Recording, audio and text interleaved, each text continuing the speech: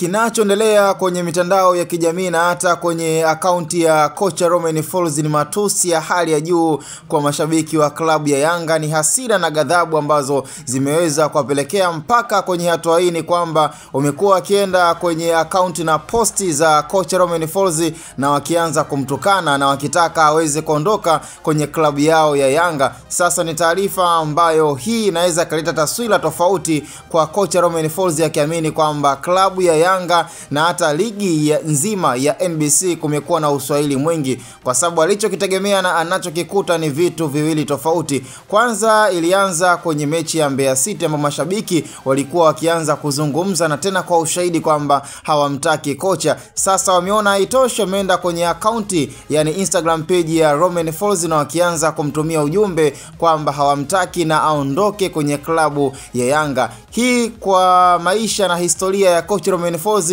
huenda ikawa haijawahi kumtokea, lakini hatimaye imeweza kumtokea na itakumbukwa na itakuwa ni historia kwake kwamba akija Tanzania ama siku akipata timu na akaja kwenye ligi ya Tanzania, basi kwake itakuwa ni kama kumbukizi kwamba Watanzania hawataki ujinga kwenye timu zao kubwa, tena especially kwenye Simba na Yanga. Ni timu ambazo zina attention kubwa na zina pressure kubwa sana kwa makocha ambao wamekuwa kitoka huko na kuja hapa nchini Tanzania. Sasa sina la ziada,